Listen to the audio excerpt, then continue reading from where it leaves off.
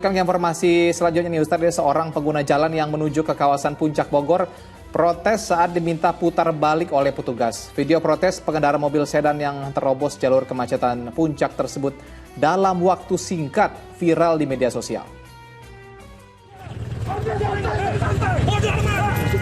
Dari video yang beredar di media sosial, tampak seorang pria membentak polisi yang sedang bertugas melakukan penyekatan di Puncak pada hari kedua Lebaran. Saat kejadian, sebuah sedan hitam yang dikendarai seorang atlet mengaku terpisah dari rombongan. Saat itu dirinya menerobos kemacetan dengan melawan arus di Simpang Gadok, Bogor. Adu mulut terjadi ketika petugas meminta pelaku memutar balik karena dianggap melanggar lalu lintas yang tengah padat. Sudah clear, sudah beres. Setelah kita berikan himbauan, penjelasan bahwasanya penyekatan ini kita laksanakan untuk kebaikan bersama, di mana ini merupakan keputusan bersama dari Satgas Covid, bahwasanya mobil-mobil dari plat yang luar dari Bogor itu dihalau atau disekat untuk masuk ke wilayah Puncak. Sesuai arahan dan perintah gugus tugas COVID-19 Kabupaten Bogor, semua kendaraan bernomor polisi dari luar kota Bogor agar dihalau memasuki kawasan Puncak. Tindakan ini berlaku selama penyekatan yang berlangsung hingga 17 Mei mendatang. Asep Solihin melaporkan dari Bogor, Jawa Barat.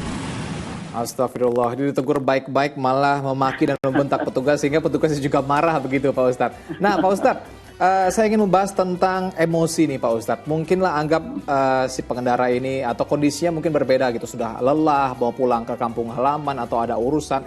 Ternyata diputar balik dan kita emosi begitu Ustadz. Nah Rasul pasti mengajarkan kita untuk tidak emosi balik gitu Ustadz ketika kita ada orang marah di depan kita. Tapi kan kasarnya kita bukan nabi begitu Ustadz. Kita terbatas lah gitu kemampuan untuk menahan emosinya. Nah baiknya Pak Ustadz, bagaimana cara kita untuk menahan emosi pada situasi seperti ini Ustadz? Ya, gini Pak Aslan ya. Memang kita bukan nabi yang tidak tidak memiliki keistimewaan gitu ya. Tetapi hadis atau pesan-pesan Nabi tentang bagaimana kita harus menjaga emosi itu kan juga cukup banyak ya. Artinya dalam batas-batas kita sebagai manusia biasa, kita tetap harus dituntut untuk sebisa mungkin menahan emosi gitu. Nah, salah satunya beliau pernah berpesan kepada salah seorang sahabat yang minta nasihat kepada beliau. Beliau katakan, la taghdab walakal jannah, jangan marah. Kalau kamu nggak marah, kamu dapat surga. Jadi sederhana sebetulnya untuk masuk surga, kita jaga saja emosi kita untuk tidak mudah-mudah terpancing amarah. Apalagi kalau kita hubungkan dengan sabda Nabi yang lain ya.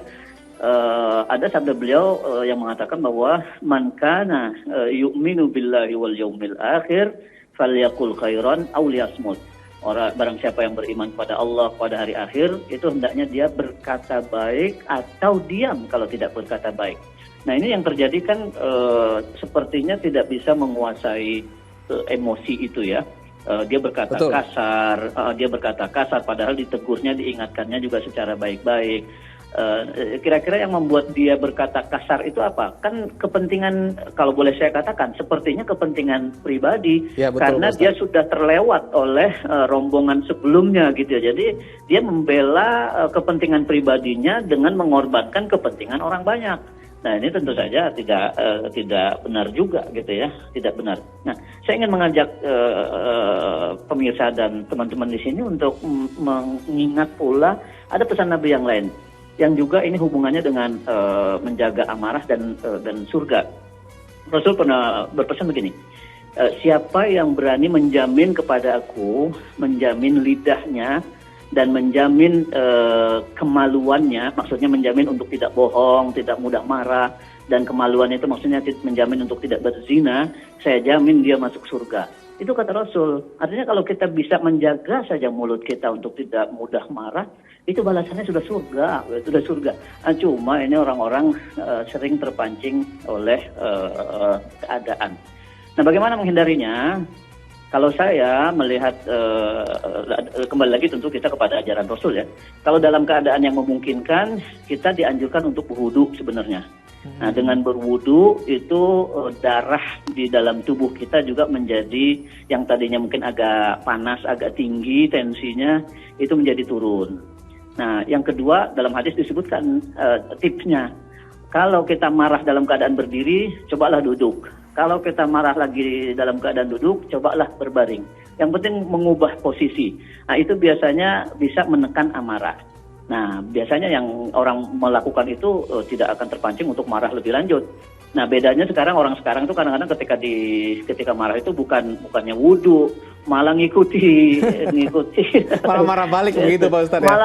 Malah marah balik gitu. Jadi apalagi tadi jelas sekali kalau dari beritanya itu, dari narasinya itu jelas sekali yang dia perjuangkan sampai marah-marah begitu itu kepentingan pribadinya kok. Dia, ya Ustadz. Bukan kepentingan umum.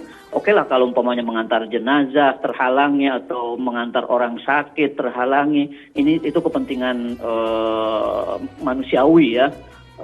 Tapi kalau kepentingan pribadi begitu, saya kira seharusnya dikalahkan, tidak sampai harus marah-marah begitu. Kita menyayangkan itu. Mungkin dia tidak tahu mungkin Pak kalau menahan amarah itu akan masuk surga begitu Pak Ustadz. Mungkin dia pikir ya saya balas gitu ya impas gitu Ustadz. Padahal sederhana banget loh ya, dengan menahan marah Rasul sudah menjamin surga gitu buat kita. Betul. Gitu. Jadi pemirsa di rumah mulai saat ini harus tahan amarah karena rewardnya adalah surga gitu Ustaz. Betul.